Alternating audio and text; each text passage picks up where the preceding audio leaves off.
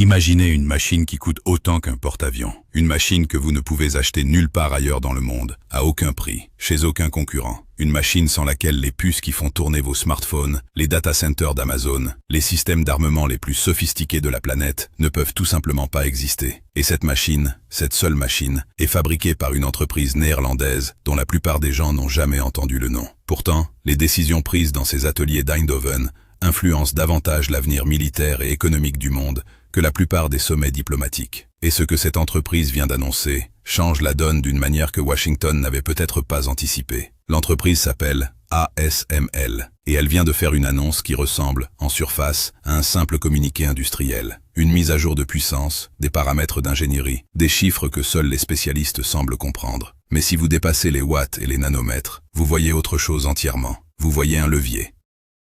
Un levier que l'Europe tient désormais sur l'Amérique, au pire moment possible pour Washington. Et ce n'est pas le seul levier. Parce qu'au même moment, une directive diplomatique secrète, signée par Marco Rubio, le secrétaire d'État américain, circulait dans les ambassades du monde entier. Une directive ordonnant aux diplomates américains de lutter contre quelque chose qui, en apparence, n'a rien à voir avec des usines. Les lois européennes sur la souveraineté des données. Deux leviers. Le même partenaire. Et une confrontation qui, sous les surfaces, remodèle en silence l'architecture de puissance mondiale du XXIe siècle. Commençons par les machines, parce que c'est là que la profondeur du problème devient vertigineuse. Pour fabriquer les puces les plus avancées de la planète, celles qui font tourner l'intelligence artificielle, les systèmes militaires de nouvelle génération, les réseaux de satellites, vous avez besoin d'une technologie appelée lithographie ultraviolette extrême, ou EUV. Le principe est d'une complexité presque insensée. Des gouttes d'étain en fusion traversent une chambre à vide à une cadence de 100 000 gouttes par seconde. Un laser CO2 d'une puissance colossale frappe chaque goutte, la chauffe à des températures supérieures à celles de la surface du Soleil, la transforme en plasma. Ce plasma émet alors un rayonnement ultraviolet extrême à une longueur d'onde de 13,5 nanomètres. Des miroirs d'une précision inférieure au picomètre, fabriqués par l'allemand Carl Zeiss, capturent et dirigent ce rayonnement pour graver des circuits microscopiques sur des galettes de silicium. Tout cela doit fonctionner de manière continue, sans défaillance, à une cadence industrielle, dans des conditions que rien d'autre sur Terre n'approche. Ce n'est pas la technologie d'une seule usine, c'est une toile industrielle d'une complexité extraordinaire. Ces machines nécessitent des composants provenant de plus de 800 fournisseurs mondiaux, et une proportion significative d'entre eux sont européens. Ce réseau ne s'est pas constitué en quelques années. Il s'est cristallisé sur 3 décennies, s'adaptant à des tolérances extrêmes que personne d'autre n'a jamais eu à reproduire. C'est précisément ce qui le rend impossible à dupliquer rapidement, quelles que soient les sommes mobilisées.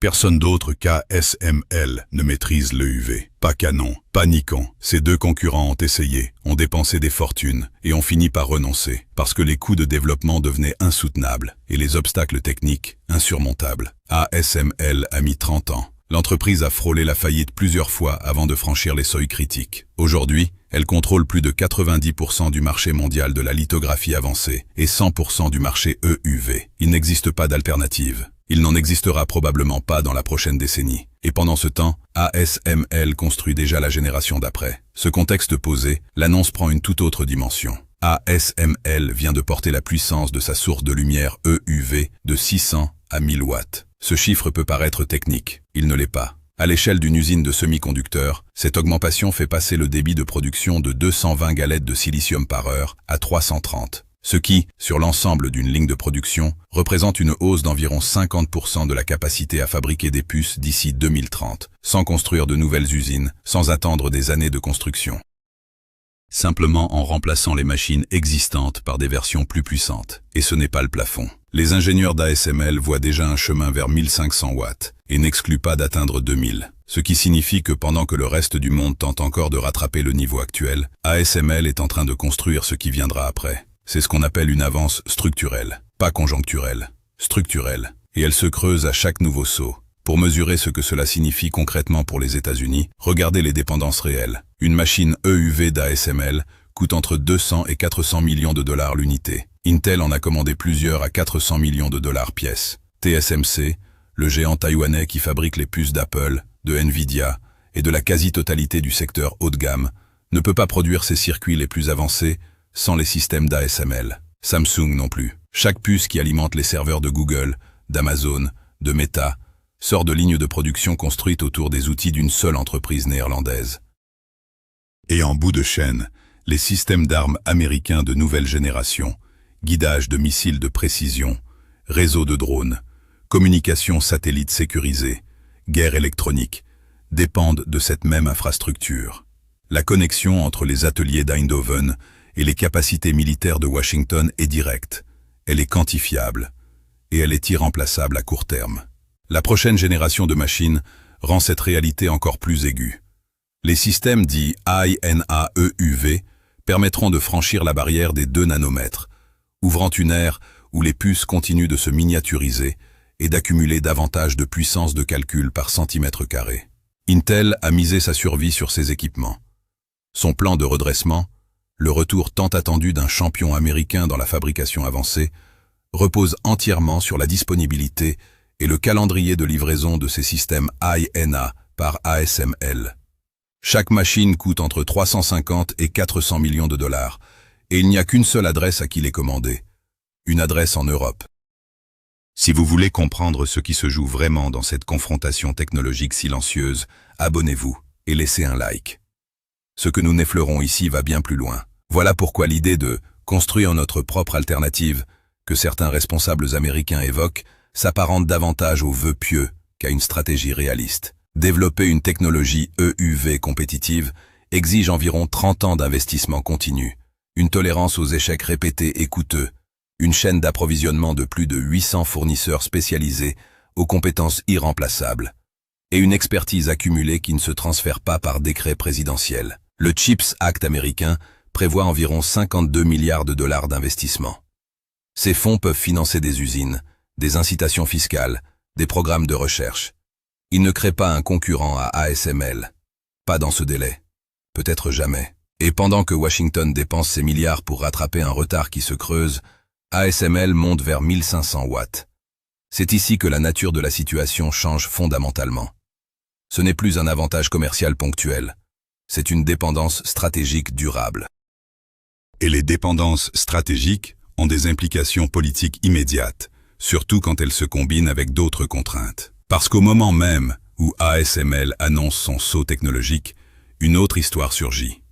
Moins spectaculaire en apparence, mais peut-être encore plus révélatrice de l'état réel de la relation transatlantique. Reuters a publié un document diplomatique américain qui avait fuité, une directive de Marco Rubio, ordonnant aux ambassades américaines dans le monde entier de faire pression contre les réglementations étrangères qui limitent la manière dont les entreprises technologiques américaines collectent, traitent et transfèrent les données personnelles. Le document nomme directement le Règlement général sur la protection des données européen, le RGPD, qu'il décrit comme des restrictions excessivement lourdes et contraignantes.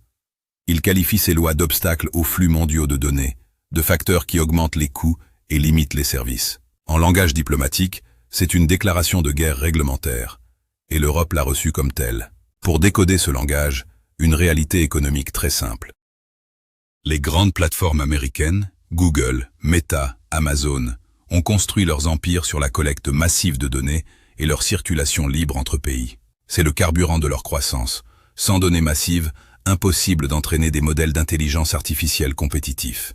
Sans données continues sur les comportements et les préférences, impossible d'affiner ces modèles.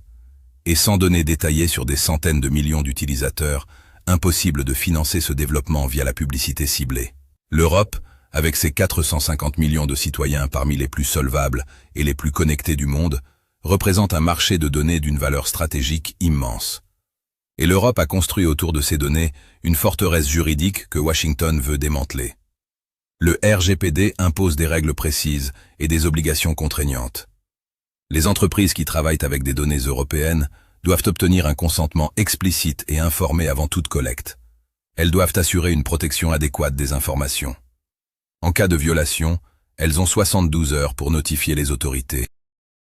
Et elles ne peuvent pas transférer des données vers des pays ne garantissant pas un niveau de protection équivalent. La notion de souveraineté des données va plus loin encore. L'information générée sur le territoire européen reste soumise aux lois européennes, même si elle est physiquement stockée ou traitée aux États-Unis.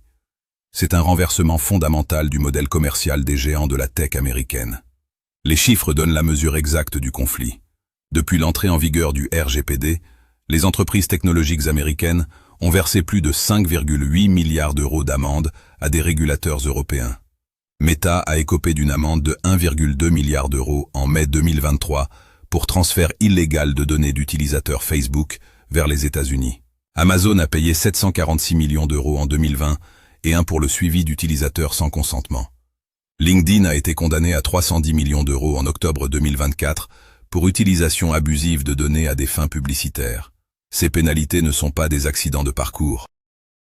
Elles sont le fonctionnement normal d'un système réglementaire conçu précisément pour redéfinir les règles du jeu et qui frappe les plateformes américaines là où ça fait le plus mal. Et derrière les amendes, une décision judiciaire encore plus profonde a redessiné le terrain. En 2020, la Cour de justice de l'Union européenne a sévèrement restreint les transferts de données personnelles vers les États-Unis. Le motif était explicite et circonstancié. La législation américaine sur la surveillance nationale permet aux agences de renseignement d'accéder aux données stockées sur des serveurs américains, y compris les données de ressortissants étrangers, d'une manière incompatible avec les standards européens de protection de la vie privée. Cette décision n'avait rien d'abstrait. Elle était directement liée aux révélations sur les pratiques de la NSA, qui avait collecté des volumes massifs de données via les grandes plateformes technologiques américaines, y compris sur des millions de citoyens européens qui n'avaient jamais mis les pieds sur le sol américain.